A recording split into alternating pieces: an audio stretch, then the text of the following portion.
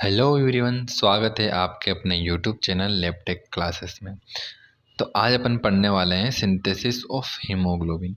इसके पहले अगर आप पहले वाला वीडियो नहीं देखा है तो आप ज़रूर देखिएगा। उसमें हीमोग्लोबिन को अपन ने अच्छे से समझा था। हीमोग्लोबिन क्या होता है, हीमोग्लोबिन कैसे बना होता है, कौन कौन से हीमोग्लोबिन होते हैं, ये अपन अच्छे से डिस्कशन कर चुके हैं। तो अगर ये वीडियो आप देख रहे हैं तो इसके पहले वो वीडियो जाकर ज़रूर देखें। और स्टार्ट करते हैं सिंथेसिस ऑफ हीमोग्लोबिन। इसका मतलब होता है हीमोग्लोबिन का निर्माण कैसे होता है। अपन हीमोग्लोबिन का निर्माण कैसे होता है, लास्ट वीडियो में मैंने बताया भी था कि हीमोग्लोबिन कहाँ प्रेजेंट होता है, आरबीसी के अंदर क्या प्रेजेंट होता है, हीमोग्लोबिन प्रेजेंट होता है। मतलब जब आरबीसी का निर्माण होगा उसी टाइम पर हीमोग्लोबिन का निर्माण भी होता है। अब आरबीसी के बनने की जो प्रोसेस होती है उसको बोलते हैं एरिथ्रोपोइसिस। आरबीसी के बनने की प्रोसेस को बोलते हैं एरिथ्रोपोइसिस। जब एरिथ्रोपोइसिस की प्रक्रिया होती है तब उसी समय हीमोग्लोबिन का सिंथेसिस होने लग जाता है। ठीक है। जब जब इरिथ्रोपोइसिस की प्रक्रिया होती है, यानी जब आरबीसी के बनने की प्रोसेस होती है, तब उसी टाइम पे हीमोग्लोबिन का सिंथेसिस भी होने लग जाता है। जब आरबीसी की प्रोसेस होती है तो उसमें एक स्टेज होती है प्रो एरिथ्रोब्लास्टिक स्टेज जो होती है, उसमें हीमोग्लोबिन बनना स्टार्ट करता है। और इंटरमीडिएट नॉर्मोब्लास्टिक स्टेज में हीमोग्लोबिन अपीयर होने लग जाता है। मतलब जो प्रो एरिथ्रोब्लास्टिक स्टेज जो होती है वहाँ से हीमोग्लोबिन, इरिथ्रोपोइसिस की जो प्रो इरिथ्रोब्लास्टिक स्टेज होती है वहाँ से हीमोग्लोबिन बनना स्टार्ट करता है। देन वो इंटरमीडिएट नॉर्मोब्लास्टिक स्टेज में आकर हीमोग्लोबिन अपेयर होने लग जाता है।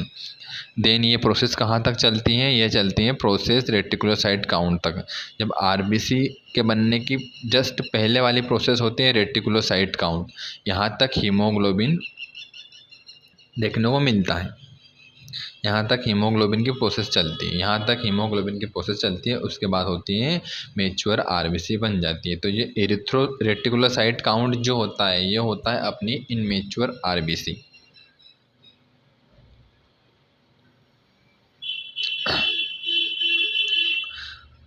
तो यहाँ तक हो गया क्लियर।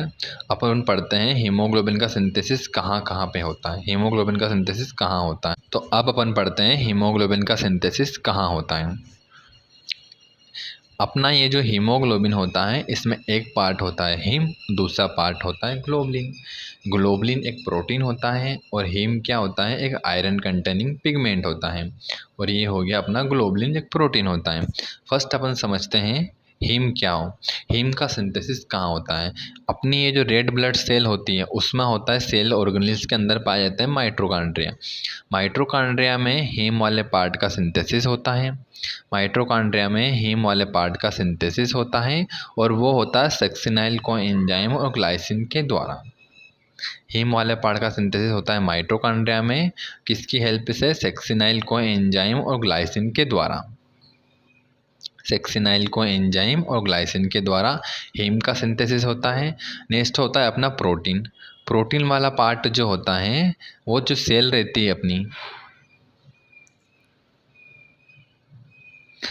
सेल रहती है इसके अंदर, सेल ऑर्गेनेल्स में राइबोसोम प्रेजेंट होता है। जो प्रोटीन का जो सिंथेसिस होता है वो राइबोसोम के अंदर होता है।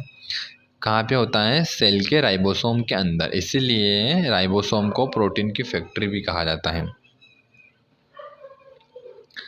ये किसके द्वारा होता है, प्रोटीन का सिंथेसिस होता है राइबोसोम के अंदर, वो किसके द्वारा होता है, वो होता है पॉलीपेप्टाइड चेन के द्वारा। किसके द्वारा होता है, पॉलीपेप्टाइड चेन के द्वारा।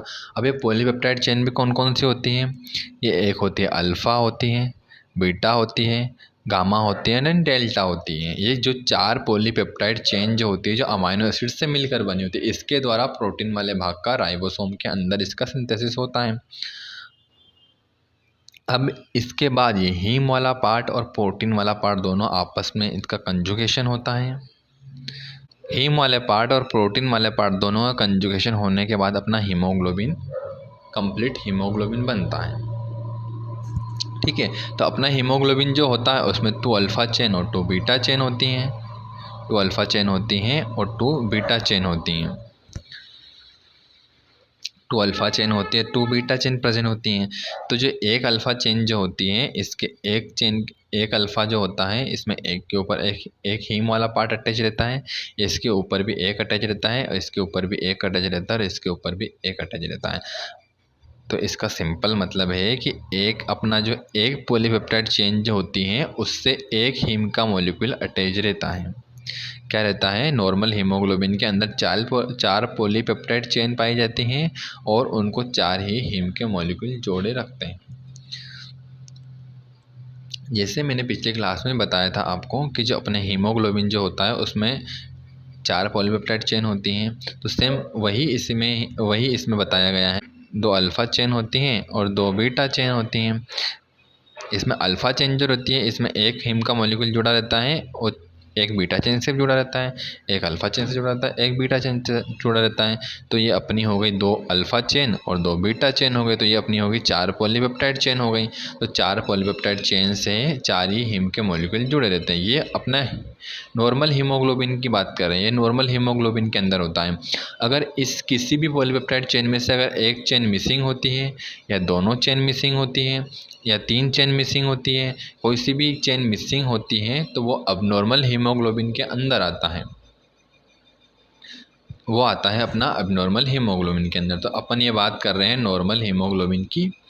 आई होप आपको समझ में आया होगा हीमोग्लोबिन का सिंथेसिस कैसे होता है और हीमोग्लोबिन का सिंथेसिस कहाँ पे होता है और किस प्रोसेस में होता है। तो यहाँ पे ज़्यादा इम्पोर्टेंट अपना ये होता है कि ये हीम वाला पार्ट का सिंथेसिस कहाँ पे होता है और प्रोटीन वाला या ग्लोबुलिन वाला पार्ट का सिंथेसिस कहाँ पे होता है, किसके द्वारा होता है।